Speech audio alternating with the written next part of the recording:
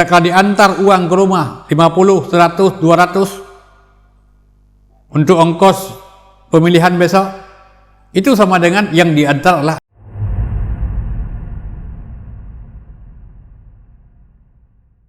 Assalamualaikum warahmatullahi wabarakatuh. Alhamdulillah, wassalatu wassalamu ala rasulillah wa ala alihi wa ashabihi wa mawalah. Yang ingin saya sampaikan pada kesempatan ini, zaman sekarang orang baik susah menjadi pemimpin. Kita buktikan. Jadi bukan hanya sekedar kita bicara orang baik susah menjadi pemimpin.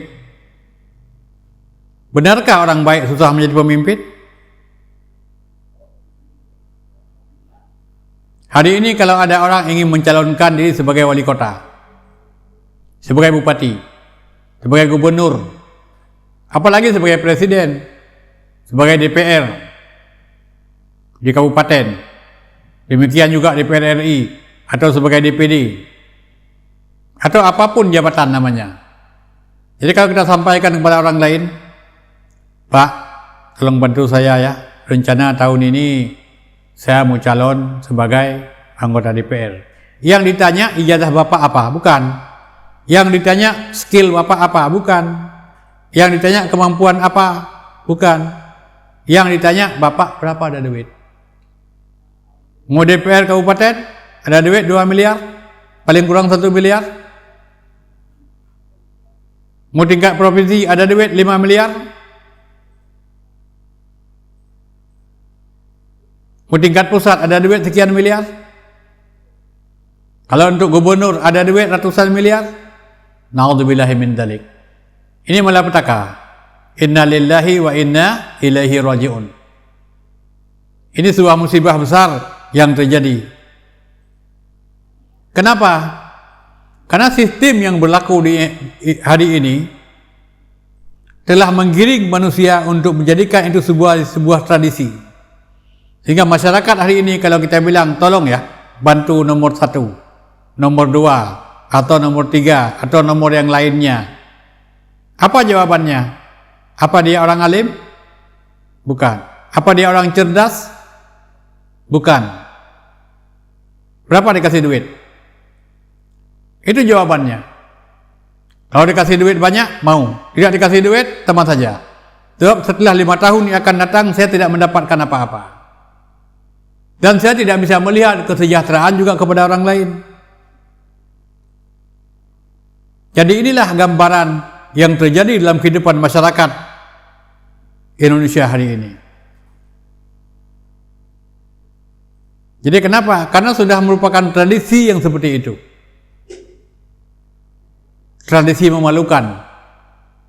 Tradisi jelek. Seharusnya tidak terjadi. Apalagi di Aceh. Di Aceh kan kita bilang hampir 100%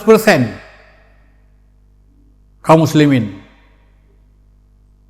Kalau kita lihat di kartu penduduk, tapi kalau kita lihat di masjid enggak percaya kita di Aceh 100%.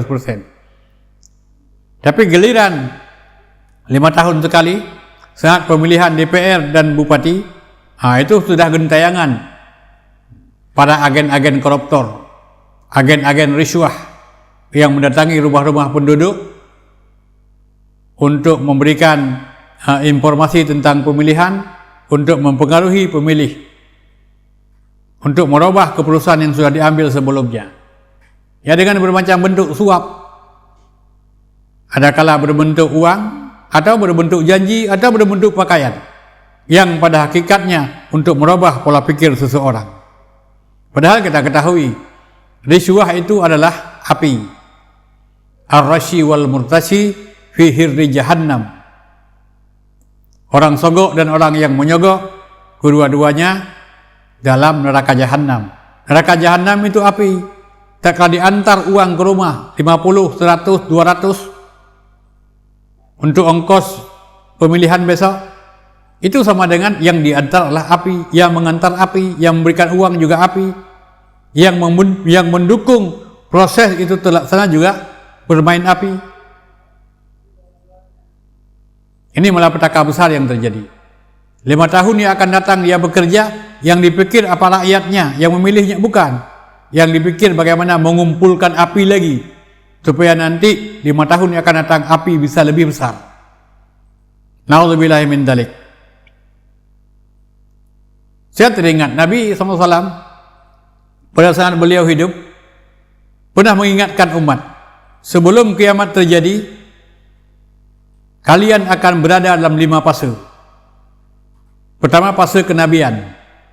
Fase agama ini langsung dipimpin oleh Rasulullah SAW. Landasannya Al-Quran, landasannya hadis. Semua persoalan dijawab dan sesuai dengan syariat yang diinginkan oleh Allah Subhanahu wa taala. Setelah masa ini berakhir, muncul fase yang kedua. Fase khalifah yang dipimpin oleh para sahabat-sahabat yang mulia. Abu Bakar, Umar, Utsman, Ali bin Abi Thalib, dan landasan beragama, landasan negara didasarkan kepada syariat yang diwahyukan oleh Allah Subhanahu wa taala. Walaupun terjadi keretakan dan keributan sedikit demi sedikit, tapi bisa diselesaikan. Tidak sampai terjadi pertumpahan darah yang besar. Setelah masa ini berakhir, muncul masa Mulkan Adhan. Masa ini adalah masa munculnya penguasa untuk melawan aturan, untuk melawan kebenaran. Dan sistem yang dipakai adalah sistem turun-temurun, sistem kerajaan. Sudah dia jadi presiden, dia kepingin anaknya jadi menteri, kepingin anaknya jadi wali kota, kepingin anaknya jadi gubernur, kepingin anaknya jadi bupati, yang pada akhirnya juga dia kepingin nanti satu saat anaknya menjadi presiden.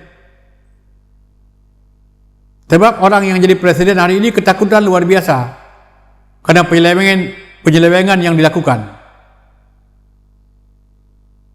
Maka dikhawatirkan kalau nanti terjadi penggantian presiden, negara ini sudah main bersih-bersih, dia mungkin orang yang pertama yang harus ditangkap untuk diadili karena pelanggaran yang dia lakukan. Maka dia ingin mengamankan posisi untuk menempatkan keturunannya, keluarganya di posisi yang di bawah, yang nanti akan diangkat ke atas untuk mengamankan kedudukannya dan hartanya. Dan masa ini adalah masa perlawanan terhadap agama. Walaupun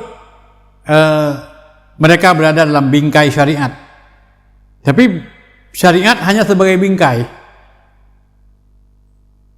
Kemudian masa ini berakhir, muncul yang keempat, masa kezaliman, penguasa yang zalim, penguasa yang diktator.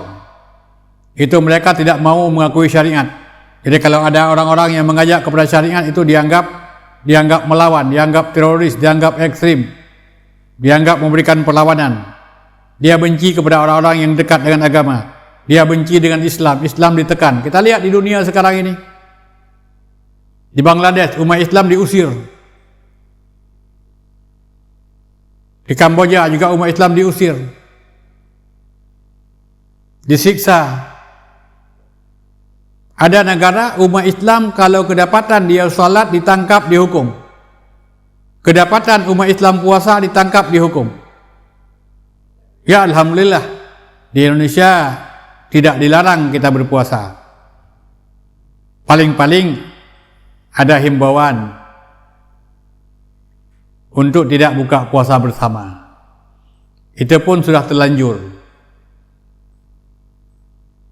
Jadi karena tidak dipatuhi. Jadi ini yang terjadi, yang keempat. Jadi umat Islam yang bicara Islam itu ditangkap dan dihina. Jadi manakala umat Islam yang salah, persoalan muncul, ramai dibicarakan. Tapi manakala orang lain yang melakukan kesalahan, itu didiamkan. Masa ini berakhir, muncul masa yang ditunggu oleh seluruh kaum muslimin yang ada di dunia. Masa Khulafah Rashidah, Masa yang ditunggu oleh kaum muslimin, ini masa kenabian. Sistem pemerintahan kembali kepada apa yang ditinggalkan oleh Rasulullah pada masa yang pertama.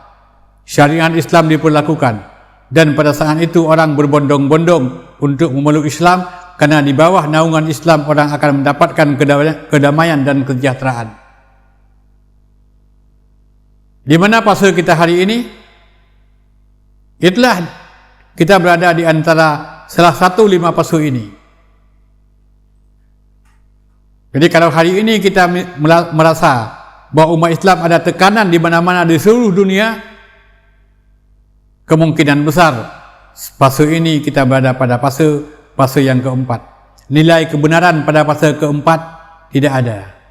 Nilai kebohongan lebih besar. Kalau pencuri ayam dihajar habis-habisan, kalau koruptor malah dihormati.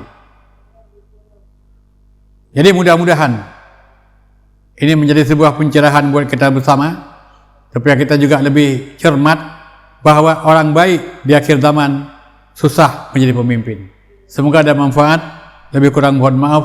Assalamualaikum warahmatullahi wabarakatuh.